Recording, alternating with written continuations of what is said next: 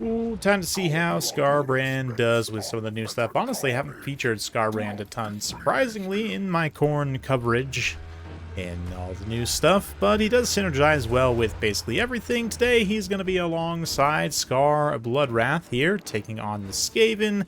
This replay from Skarbrand, the player, playing as himself, obviously, against Contrarian Codex's Skaven. So let's go through the builds here real quick.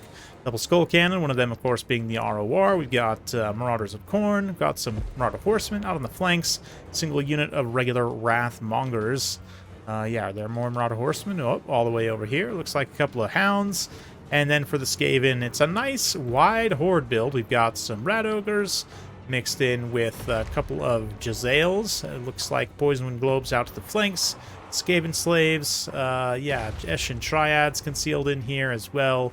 Random couple of Warpfire Throwers, which surprisingly is what the Skull Cannons are targeting. I guess Warpfire Throwers definitely being respected here by Khorne, not wanting to get roasted alive. A couple Night Runners spread around as well. Honestly, really like this Skaven build, and recently featured replay. What was it? Scryer Rat, I believe, was the actual player who was asking me for some recommendations. That obviously that game was a little bit different because it was High Elves versus Skaven, but this one, I mean, if you just look at the Skaven build and deployment, I would generally say this is really good. Yeah, nice and spread out. You've got lots of mutually supporting positions. I really like the Grey Seer of Ruin as well, and you can see the Rat Ogres immediately running in to respond to Skarbrand as he, well, they're rampaged in anyway, but the Poison Wind Globes getting charged down there. Funny enough, the Hellforge Bellowers actually gets taken out pretty early on in the battle. Really nice focus fire by Contrarian Codex to get them down with the Jezzails. Multiple Jezzails focus firing there. You can see here the Wrathmongers also. They like get tapped by the Triads and then get that armor debuff. Triads then move back to try and block this Marauder Horseman charge coming through, getting on some of those Jezzails, specifically Nadibubo's Regiment of Renown. Skar also moves through to cut down some Jezzails, and yeah, the Warpfire Thrower starting to open up here, getting some really nice damage on those Wrathmongers and on the Marauders of Khorne as well. More Marauders on the far flank, pushing in with those Poison Wind Globes. Contrarian a little bit slow to react with some of these Rat Ogres here. A nice map-wide Unholy Clamor, though. One of the reasons I love this Grey Seer. Gives a map-wide leadership buff and a Vigor Refresh, both very good for Skaven.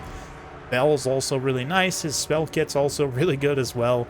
Just in general, I think Skaven players are probably the ones who know. If you don't play Skaven, you might not think much of just this random generic lord having a good old time on his bell. He's a very good one, though, for sure. We do see those Storm Vermin there having been summoned. I didn't see what he detonated. I'm assuming some of those Marauders, but Grey Seer is definitely in trouble right now. He's getting chased by big old nasty Skarbrand and Skar Bloodwrath, so double Skar here. Not fun for anyone except Khorne. It's kind of hilarious. He's like little mini Skarbrand almost with his dual axes and big old Skarbrand's dual axes. And yeah, they're having a grand old time. You can see some of the Rat Ogres detached come try and protect. More Rat Ogres running through. Night Runners using some of their ammo right now. Take out some of those Marauder Horsemen. Try and salvage the Poison Winds. Definitely understandable, but the thing is, a Skaven player's got to consider, I mean, in the heat of battle it could be hard. Right now, he's mostly just trying to preserve his lord here. Contrarian Codex maybe can get away with an inevitable horror being used to try and break leadership. Skarbrand gets the Enrage, but then the Storm Vermin are being used, yeah, maybe as a screen here. Let's see if the Grey Seer can get away. Rat Ogre's also fighting. Anyway, yeah, you got to consider how you're going to actually kill Skarbrand at this point. Rat Ogres might be able to if they can hold their leadership together. There are still 4 of them in pretty decent shape, try and grind through over time. But then you see him running over with the remaining ammo on those Night Runners. There's not much left. Definitely need to use all that they can on the big old Demon of Skarbrand. Skar Bloodwrath is also like a consideration, right? How are you going to kill him? And from the Skaven's perspective, this build, I mean, it's going to lack tools probably to try and finish him off. Skar just generally is a problem for Skaven because of how good of a foot combatant he is, anti-infantry specifically. So, like, a lot of the tools you might have to take him out might not work that well against his specific loadout. Especially given, you know, fire damage also means he's better against certain molder monsters. Or no, it doesn't actually have fire damage. That's right. Just some armor sundering. But armor between Weeping Blade and Exhausted can go down significantly, so there's one way where maybe some of these non-AP troops could beat him down, or maybe the Rat Ogres just in a circle beat could get the job done. Right now, though, Eshin Triads and the Rat Ogres desperately trying to save the Grey Seer. Skar pushing on through. Yeah, the Triads managed to actually rout the Hounds there. But can they stop Skar? Keeping the Grey Seer alive and actually letting him rout instead of die is going to be pretty important, I think, for the Skaven here. But unfortunately, Skarbrand don't care about no Triads. He has more than enough mass to just push through. Gets just enough speed to finish things off. Down goes the Grey Seer's bell. Very sad day. Immediately you can see the hit on the balance of power, as a lot of the Skaven units are going to start to have leadership issues. So let's fast forward a little bit as Skarbrand gets into a big old fight here with these Rat Ogres. And the Rat Ogres, despite having a good amount of HP left, rout. That's exactly what I'm talking about. That leadership debuff from losing their lord, stacked with inevitable horror from Skar. And of course, Skarbrand's terror is going to make it very tough for the Rat Ogres to stand and fight, which they otherwise would be able to at least beat Skarbrand. But I don't know about Mr. Bloodwrath here. Very efficient use of the Hounds as well to chase those routing units off. And a nice, was that a breath attack there from Skarbrand to cut down some of the Night Runners? So, yeah, the Rat Ogres who remain are pretty much the last hope for the Skaven. They're going to run around, try and fight the Skull Cannon a little bit, but the Skull Cannon is going to replenish some of its ammo and HP, so that's another component of this late game scenario that's very much not in Skaven's favor.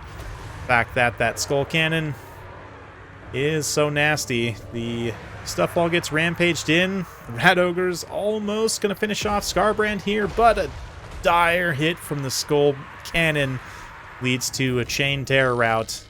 And the Skaven leadership, unfortunately, cannot hold on. Honestly, pure combat power of those units, they probably could have actually won. Maybe not. Maybe Skar's too much just by himself. Honestly, he can probably kill everything that's left. But considering how many Rat Ogres were remaining, they definitely lived up to their Rout Ogre moniker that they've been given by the community.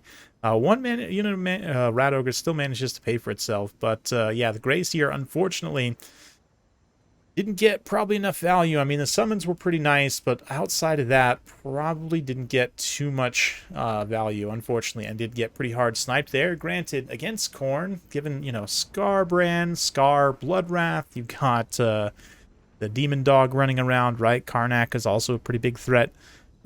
Choosing which lord you're going to take here is basically just like choosing which lord you want to die, pretty much.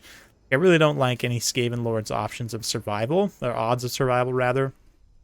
But, yeah, definitely an interesting one. So outside the Grey Seer, I would say a lot of these tools formed up to snuff. The Night Runner is very cost-effective. Definitely Warp Fire Throwers are a nice pick. Tactically, I think they were decent. Didn't quite pay for themselves, but Poison Globes also always good. Zales used to pretty nice effect. Honestly, the Hellforged Bellowers still just getting absolutely wrecked here. Somehow gets the same amount of value as the regular Skull Cannon, even despite that. Just crazy. Yeah, the Rat Ogres, like I said, I think, honestly, Contrarian also bringing in the other flank of Rat Ogres a little bit earlier might have helped swing the battle in his favor. Ultimately ended up being quite close at the end of the day. But, yeah, definitely a very interesting build. I mean, taking a big, scary monster like Skarbrand against Skaven can be risky because of their missile prowess, but I do feel their missile prowess is a little bit diminished. I mean, definitely Night Runners, Gutter Runners are okay. Jazales and Globadiers are definitely their best range units. Unfortunately, the Rattling Guns, the range is not that great, and the accuracy is really not amazing until they get even closer within range, so yeah, they're unfortunately not the best right now, but overall fun battle for sure. Hope you guys enjoyed that. If you do like this sort of content, be sure to like, subscribe, hit that bell notification button. Every time I upload a new video, you'll be notified. Thanks again. We'll see you next time.